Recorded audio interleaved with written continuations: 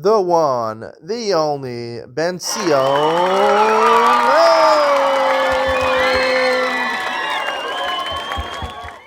Welcome to Yeshiva YouTube. Iyun with Benzion. Today's daf is Benzion Gittin daf Memches. We finished the fourth parak. We started the fifth parak on Izakin. I want to talk at the very end of the fourth parak, where the Gemara spent about a daf talking about the machlokas between Rish Lakish and Rabbi Yochanan. A famous machlokas: kinyan peiros, kinyan odami, or lav kinyan odami. When I buy the peiros, for example, you sell the peiros of a field. I sell you an orchard for take the oranges, not for the field. Rabbi Yochanan says, when I take the oranges, I have some right over the field. For example, what's an afkamina? That when I bring bikurim, let's say it wasn't oranges, let's say it's one of the Zion minim, like grapes, a kerem, a vineyard. The grapes, right, is one of the shivas haminim. You bring bikurim from that in Eretz Yisrael. You bring bikurim. So when you bring bikurim, you have to maybe midoraisa and korib. Since you're bringing doraisa, even though I only own the peiros, but I have some attachment to the land. I own the goof. Also partially, so therefore, right, it has to be in bad masa. You only bring mikurim from your land, so therefore you need the theory of kinyan peres kinyan gufdam in order to read the parsha. According to Rish Lakish, midaraisa, that's not your land. Kinyan peres lav kinyan gufdam. It doesn't belong to you. Since it doesn't belong to you, so therefore midarabanan you have to read bikurim because it's like your land, but you don't read the parsha of bikurim because it's not really bikurim daraisa. It doesn't really belong to you. It's not admaso. It's not on your land. That's the main nafkamina. Now, the Gemara at the end of the parak has an interesting seeming nafkamina. The Gemara says, it's interesting, because the Gemara tried to say it's Maglos Tanoim, and the Gemara concluded that really, all three opinions, or Meir, or Yehuda, or Shimon, all the Tanoim that we know of, at least the Gemara talks about, they all hold Kinyan Peres, Kinyan Gufdam. But then the Gemara reverses track and says that there's a pasuk and a Mishnah, a brisa, which support Reish Lakish. Okay, so all the Tanoim hold Kinyan Peres Kinyan Gufdam, but a pasuk seems to imply that Reish Lakish. Another brisa seems to imply Reish Lakish. The word doesn't tell you pass. Like I believe the Gemara Maseches Yevamos. I don't know what it says, but I think it says that Kinyan Reish Lakish. Somehow there's a psak in Maseches Yevamos Kinyan Peres Lav Kinyan Gufdam. But Abaye says halacha naktina bal b'nilsa ish sarach harsha. If you want to be a litigant in a case, you want to advocate on someone in court, it has to belong to you. Be there babal davar, it has to belong to you. A man, when he marries a woman and she has property, he marries a rich woman, she has property, so he gets to eat. She has a vineyard. He gets to eat the grapes. He doesn't own the land. The land belongs to her. It's called nichsei muluk. And there's different types of property. There's nichsei son barza, which generally are movable objects. Nichsei muluk are generally things which are, karkos, or things that are rely or they grow from the ground, like animals and things like that. So they're divided in two types of property. Nichsei muluk are karkos and things close to the ground. Those things, the husband gets to eat the peiros, but doesn't get to keep the goof. Nichsei son barza, he gets the object, but he has to return when the divorce or when he dies, he has to replace it with the value of whatever she brought in.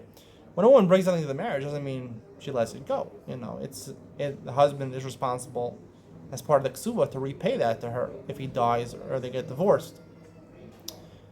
So when it comes to nichsei muluk, he's considered to be only it's the peiros. Now this again plays into Reish Lakish or Yochanan. According to Rabbi Yochanan, as long as I have the peiros, I have the goof. According to Reish Lakish, I do not have the goof. And therefore, it seems like the Gemara says that a bal b'nichsei ish, though, right? If there's a claim against the woman's land, the husband can't speak up in court unless they did harsha, which is basically power of attorney. If she wrote power of attorney, he's has power of attorney over this land. He could also speak up in court.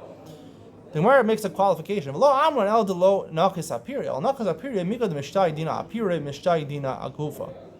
So the way Archgold explains this is that the only time you need a harsha, you need him to be power of attorney, is when the claim is against the land. If the claim is against the peiros, right? There's a claim against the peiros. Someone thinks that the peiros belong to them, or they're not responsible to pay for them, whatever damage they did to them. So therefore, once the husband is already, because the peiros belong to him, so he can be the litigant for the peiros. So then, in that court case also, which talks about the goof with the land itself, he could speak up on behalf of that because it's all attached together. Once he's already part of the court case, he can continue talking about the court case, sort of a migu. He can continue even on parts that are not relevant to him. Now, that's a simple explanation. To me, it seems that the Gemara, we have all Tanoim in the Gemara agree with Rabbi Yochanan, and it's hard to say, right? We paskin that Akin Shechilku Lakuchos and Machzir Zev Yovel, which is based on the concept of Kinyan Peiros is Kinyan Aguf Dami, as the Gemara points out at the bottom of Memchem and Aleph. So, to me, it seems that it depends. Even though we paskin like Reish Lakish, Kinyan Peiros Lav Kinyan Aguf Dami, it depends on what the Gemara says here at the end. Nachas Apiri does not mean I don't think that the case is on the Peiros. The Gemara would read Dina Apiri, the Dina is on Apiri.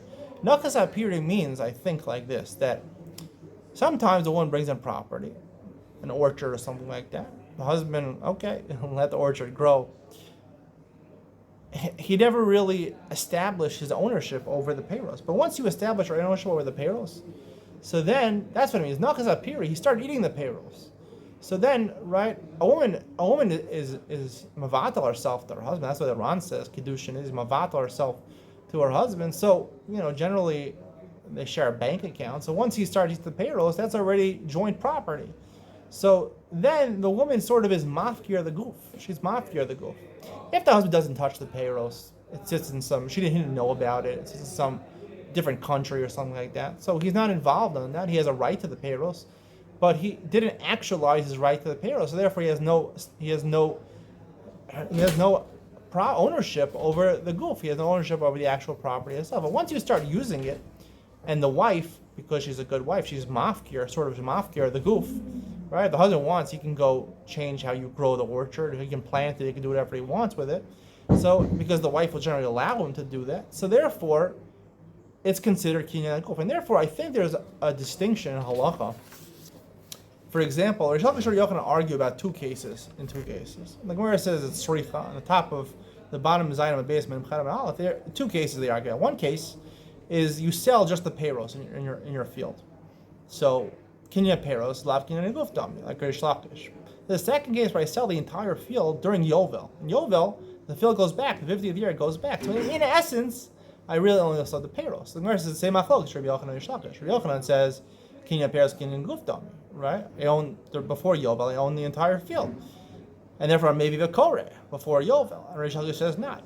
I think the halacha, based on the end of Memchem and Beis, the way I'm reading the Gemara, it should be split.